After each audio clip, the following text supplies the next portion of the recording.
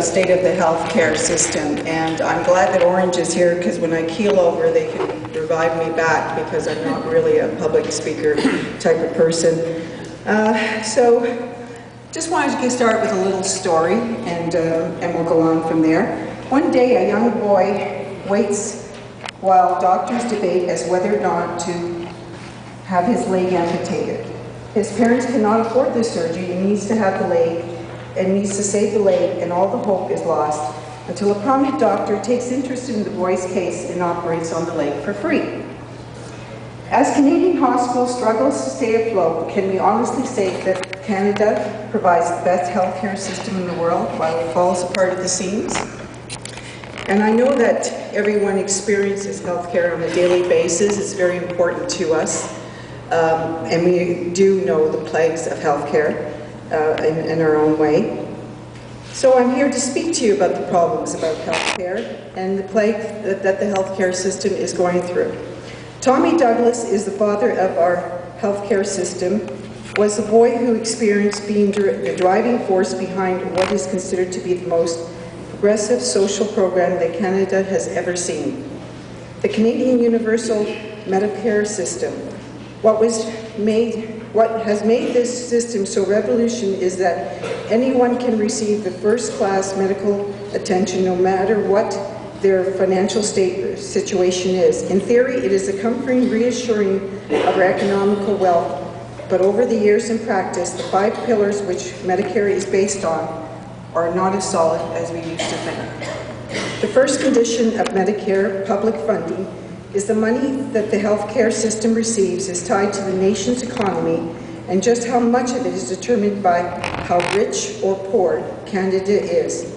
Between 1971 and 1990, healthcare system received a steady increase in funding every year. This money was used to build new hospitals, new equipment, and hire new doctors.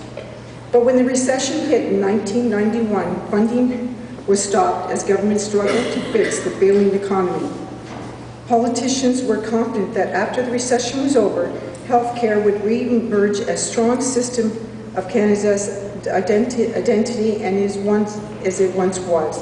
Instead, it was yet to recover from the damage that was caused by the elimination of the funding, and it became to depend on. Comprehensive is the second condition. It means that everything is available.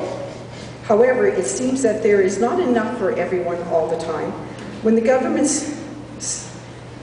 starts taking money away from healthcare, hospital beds suffer.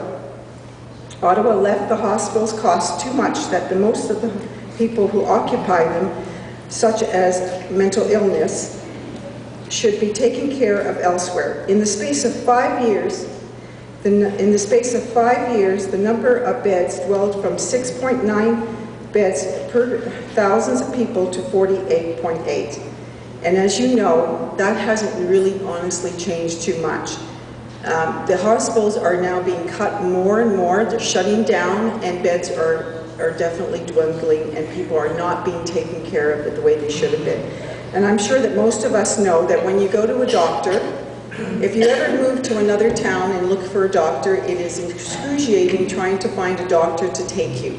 When I moved from Oakville to Whitby, I kept going back and forth to my doctor in Oakville and found it very hard to get to those appointments because of the distance. When I went out looking for a doctor, I had to go actually like I was going to shop in a mall.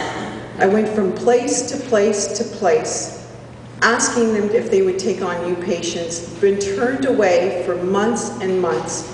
I even called a central hospital system to find out whether or not there was a doctor within the Whitby area that would actually take me, and it turned out that they said, no, sorry, you know, you're just going to have to keep on shopping around. And that's what people are experiencing, until I finally found one who I had to go for an interview process, which meant that then I had to see whether me and my husband were at risk, whether we would be the type of people that they would take.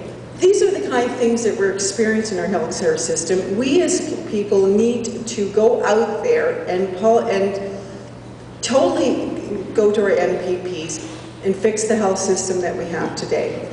Thank you.